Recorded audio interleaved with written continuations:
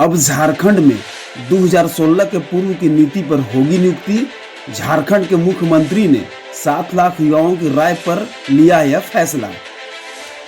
जी हां, झारखंड के मुख्यमंत्री हेमंत सोरेन ने झारखंड के युवाओं के लिए नौकरी का रास्ता साफ करते हुए साल 2023 में नया फैसला लिया है। बताते चले कि हेमंत सरकार 2016 से पूर्व की नीति को फिर से लागू कर नियुक्ति प्रक्रिया शुरू करने की तैयारी कर रही है। राज्य सरकार 27 फरवरी को कैबिनेट की बैठक में नीति का प्रस्ताव ला सकती है। झारखंड की राज्य सरकार की नियोजन नीति का ड्राफ्ट तैयार हो गया है। सरकार 2016 से पूर्व की नीति को फिर से लागू कर नियुक्ति प्रक्रिया शुरू करने की तैयारी कर रही है। राज्य सरकार 27 फरवरी को कैबिनेट की बैठक में नीति का मसौदा ला सकती है। उच्च सूत्रों से मिली जानकारी के अनुसार 2016 की नीति में आंशिक फेरबदल हो सकता है। सरकार ने नियोजन नीति को लेकर राज्य के युवाओं के साथ संवाद किया था। राज्य के 7 लाख युवाओं को मुख्यमंत्री का रिकॉर्डेड संदेश भेजकर उनकी राय मांगी गई थी। राज्य के 90% युवाओं के एक ही राय थी कि सरकार सबसे पहले नियुक्ति प्रक्रिया अविलंब शुरू करे। युवाओं की राय के आधार पर ही सरकार नियुक्ति प्रक्रिया को आगे बढ़ाने की दिशा में पहल की है। सूचना के मुताबिक गैर आरक्षित रिक्तियों में कुछ बैरियर लगाकर सरकार नई नीति बनाएगी। झारखंड में 2000 पहले से क्या थी नियोजन नीति? 18 अप्रैल 2016 को तत्कालीन रघुवर दास की सरकार द्वारा लागू नीति से पहले ही नीति के आधार पर नियुक्तियों में 50% आरक्षण का प्रावधान था। इसमें आर्थिक रूप से पिछड़े सवर्णों के आरक्षण यानी EWS को जोड़ दिया जाए तो इस नीति के अनुरूप 60% रिक्तियां आरक्षित हो जाएगी। आरक्षित श्रेणी में स्थानीय की नियुक्तियों को लेकर बहुत परेशानी नहीं है। झारखंड में निर्गत होने वाले प्रमाण पत्र वैध होंगे। वहीं गैर आरक्षित श्रेणी में सरकार कुछ नए प्रावधानों को जोड़कर लागू कर सकती है। इसमें यहाँ के स्थानीय लोगों को प्राथमिकता देने की बात होगी। हाईकोर्ट द्वारा नियुक्ति नियमावली रद्द करने के बाद फंसी है नियुक्तियां। झारखंड की राज्य सरकार ने वर्ष 2021 में नियुक्ति नियमावली बनाई थी।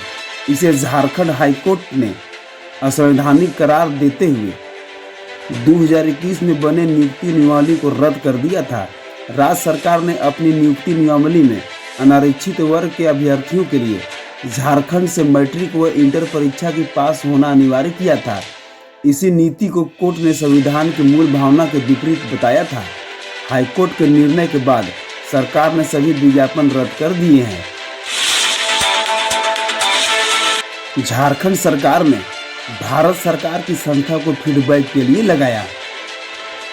बताते चले कि झारखंड के युवाओं से नियोजन व स्थानीय नीति के लिए राज्य सरकार ने मुख्यमंत्री हेमंत सोरेन के रिकॉर्डेड ऑडियो के माध्यम से फीडबैक लिया।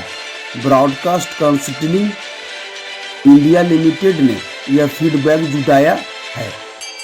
यह भारत सरकार की सूचना व प्रसारण मंत्रालय के अधीन काम करने वाली संस्था है। यह सरकार व निजी क्षेत्रों के लिए डाटाबेस तैयार करने और सर्वे करने का काम करती है।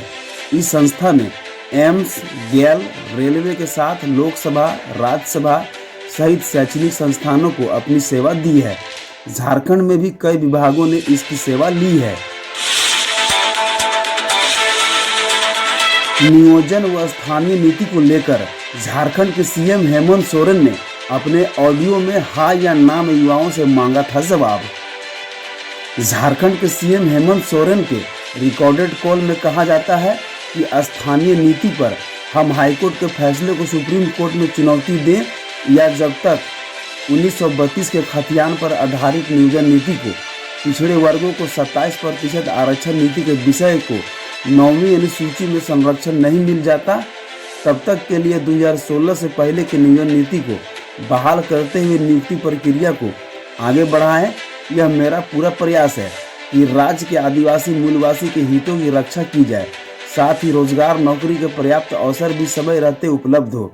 युवा साथियों को मैं आप ही से और आप ही के बीच से एक मुख्यमंत्री हूँ, ये अलग बात है। मैं भी झारखंड का एक निवासी हूँ।